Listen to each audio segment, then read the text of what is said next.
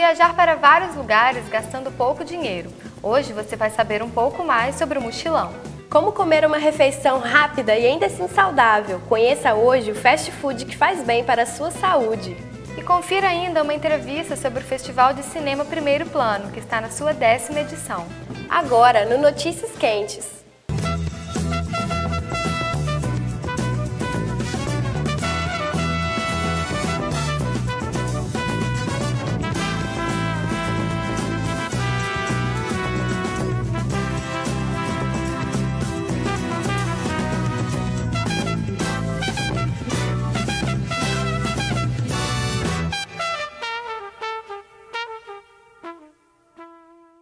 Olá! Olá! Pegar uma mochila, escolher o destino e pôr o pé na estrada. O mochilão ainda conquista muitos viajantes.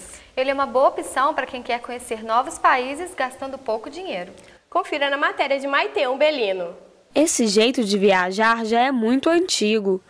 Pegar o mínimo possível de pertences e sair para conhecer novos lugares e culturas. Vai falar que você nunca pensou em fazer um mochilão. Pode assistir essa matéria até do lado de um mapa para preparar por onde você vai passar nas suas próximas férias.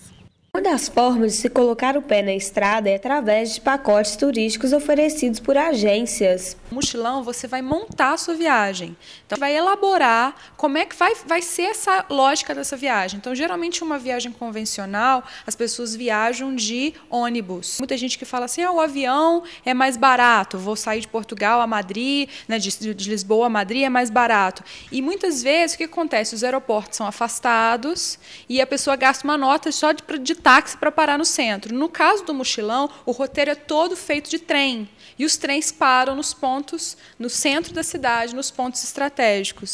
Já o Felipe escolheu viajar por conta própria, pela Bolívia, Chile e Peru.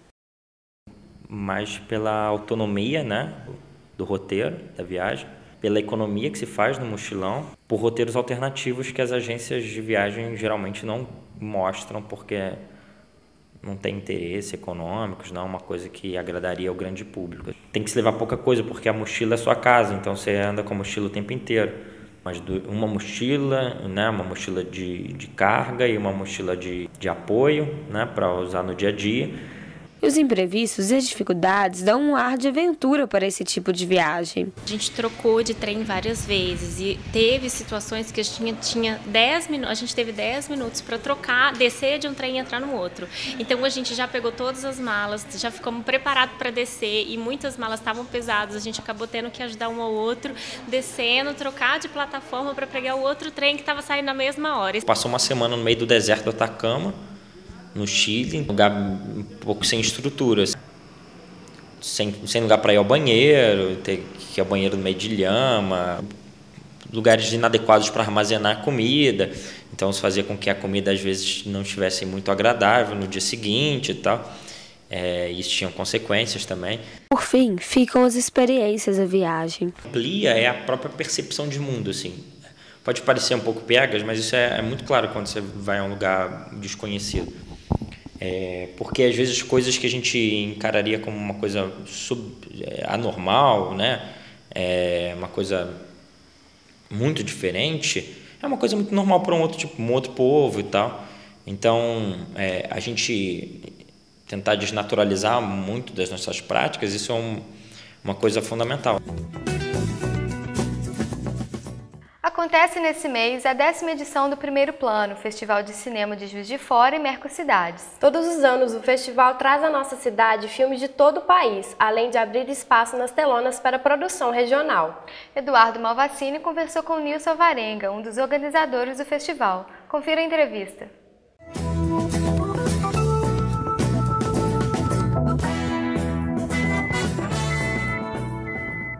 Na entrevista dessa semana, a gente conversa com o professor Nilson Alvarenga, ele que é coordenador de mídia do Primeiro Plano, Festival de Cinema de Juiz de Fora e Mercocidades. Nilson, bem-vindo ao programa. Muito obrigado, é um prazer estar por aqui com vocês. Nilson, no Brasil, segundo o site Quinofórum, existem mais de 150 festivais de cinema de todo tipo. Como é que o Primeiro Plano se posiciona nesse contexto? Qual o diferencial do festival? Sim, o conceito do festival, desde a primeira edição dele, é ser voltado exclusivamente para diretores estreantes. Nesse sentido, ele é o único no Brasil, né, porque ele só contemplando diretores estreantes, Ele permite uma seleção que abrange pessoas que em outros festivais, né, que não tem esse diferencial, poderiam às vezes ficar de fora e sem oportunidade de exibir num festival suas primeiras exibições. Eles sempre reclamam uma coisa engraçada, né? Eles sempre reclamam, então eu não posso voltar no festival. Sim, mas os próximos realizadores, os primeiros realizadores vão sempre estar aqui. Ou seja, tem sempre gente nova aqui no festival e isso é um diferencial muito legal também para a cidade, para o contato que as pessoas podem ter com realizadores de todos os lugares. Nilson, o festival ele tem alguma relação especial com a nossa cidade ou ele poderia ser realizado em outras cidades no país? De fato, ele poderia, por esse conceito, ser realizado em qualquer lugar. Agora, é interessante que seja feito numa cidade de menor porte, como Juiz de Fora, porque em outros contextos, em outras cidades, em outros centros, talvez ele ficasse um pouco mais perdido dentre vários outros festivais. E essa especificidade dele, de ser o festival de primeiros realizadores, talvez se perdesse nesse contexto. Então, assim, nesse sentido, eu acho que a especificidade de Juiz de Fora como sendo, abraçando um festival como esse, é mais nesse sentido. As pessoas terem uma relação com o festival poxa, é um lugar específico para onde elas vão exibir os seus primeiros filmes. Então, nesse sentido que eu acho que é talvez uma coisa legal do festival ser realizado numa cidade de porte menor como Juiz de Fora. Nessas 10 edições do festival, você notou algum impacto na produção audiovisual regional? Sim, eu acho que sim. Eu acho que dos últimos, estamos agora na 10ª edição, eu acho que nesses últimos 10 anos a gente tem um orgulho muito grande de dizer isso, que eu acho que estimulou muito a produção. Criou-se dois espaços. Primeiro, um espaço de exibição. As pessoas passaram a ter o festival como um dos espaços que a cidade oferecia para exibição dos seus filmes. E segundo, um espaço de debate, um espaço de contato com realizadores de todos os lugares do Brasil, um espaço onde elas podem discutir, conversar um pouco sobre suas realizações e com isso, claro, aprimorar um pouco sua percepção do cinema, sua percepção sobre a linguagem, sobre as formas expressivas da linguagem audiovisual, né? E aí sim, eu acho que a gente acabou contribuindo e esperamos contribuir cada vez mais para que esse jovem que quer realizar, mesmo estando aqui em Juiz de Fora, encontre esse espaço de debate e espaço de exibição. Nilson, mudando um pouco de assunto, como é que o festival tem se adequado aos novos formatos de exibição digitais? Quem finaliza em 35 ainda tem mais probabilidade de ser exibido no festival? Olha, eu diria que há 3 ou 4 anos ainda sim, né? Eu acho que nos últimos 3, 4 anos essa tendência tecnológica evoluiu de tal modo que não só as câmeras, os equipamentos todos envolvidos na produção começaram a ter uma qualidade melhor, mas também eu acho que as pessoas começaram a se dar conta de que não só por ser um meio digital, um meio não tradicionalmente cinematográfico, deveria ser utilizado com linguagem cinematográfica. Eu acho que essa mudança foi perceptível aí nos últimos 3, 4 anos.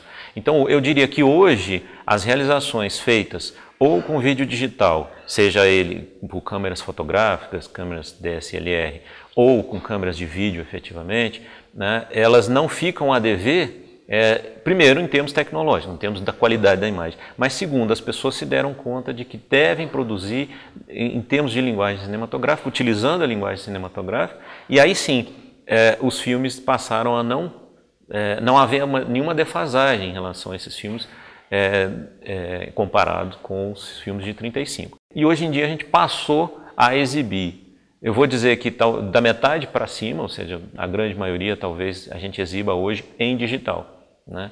Então é uma tendência, as salas talvez ainda que não estão propriamente preparadas para uma exibição digital tal como deva ser. Isso é uma questão também interessante, que eu acho que todos os festivais, não só a gente, têm enfrentado, né? A revolução digital chegou, a produção talvez não tenha chegado ainda às salas de exibição, né? Nesse sentido ainda há uma defasagem.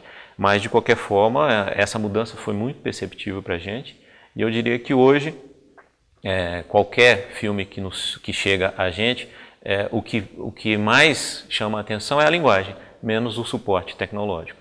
Nilson, muito obrigado pela participação no nosso programa. Um bom trabalho no festival. Tá, muito obrigado e boa sorte para o programa. O primeiro plano Festival de Cinema de Juiz de Fora e Mercocidades vai do dia 28 de novembro ao dia 3 de dezembro, no Espaço Alameda de Cinema. A entrada para todas as sessões é gratuita e você pode conferir a programação completa no site primeiroplano.arte.br. Tabata, você sabia que é possível comer fast food e ainda ter uma alimentação saudável? Sabia sim, Carol. Cada vez mais pessoas têm investido em refeições rápidas e práticas, sem abrir mão dos alimentos naturais. Confira na reportagem de Paola Lessa. O termo fast food surgiu em 1950 nos Estados Unidos e caracteriza alimentos padronizados, com o mesmo sabor, peso e aparência e de rápido preparo. A ideia é atender aos consumidores que têm pouco tempo para realizar suas refeições. Que nem a gente está aqui na faculdade, muitas vezes a gente não tem tempo de ir em casa, ter uma alimentação mais regular, almoçar, então a gente acaba utilizando esses recursos alimentícios, né? Porque é fácil, é rápido, é gostoso, geralmente é legal de você estar com os amigos e comer o fast food. Muita gente acha que o famoso fast food é sinônimo de má alimentação, mas não é bem assim. Alguns restaurantes mostram que é possível fazer refeições rápidas e saudáveis. Um exemplo disso é o estabelecimento de Elisângela, que investe em alimentos naturais com alto valor nutricional e, ao mesmo tempo, oferece praticidade aos seus clientes.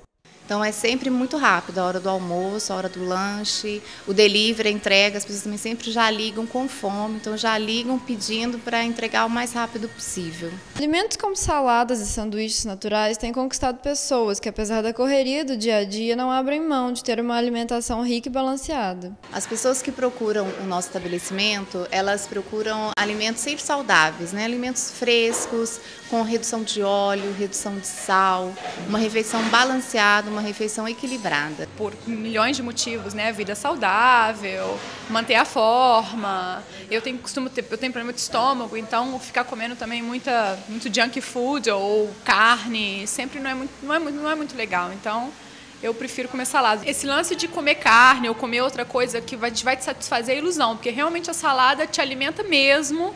Mas é aquela lance, alimentar por 3 horas, daqui a pouco você tem que comer de novo, não é para ficar o dia inteiro sem comer, mas a salada realmente, você mastiga muitas vezes, é diferente de outras comidas, então acaba que realmente te alimenta. Eu acho que eu fico mais leve para poder trabalhar, para fazer atividade física, o que for durante o dia, é bem melhor. Mas apesar das vantagens de uma refeição equilibrada, ainda existem pessoas que preferem os alimentos calóricos e gordurosos, conhecidos como junk food.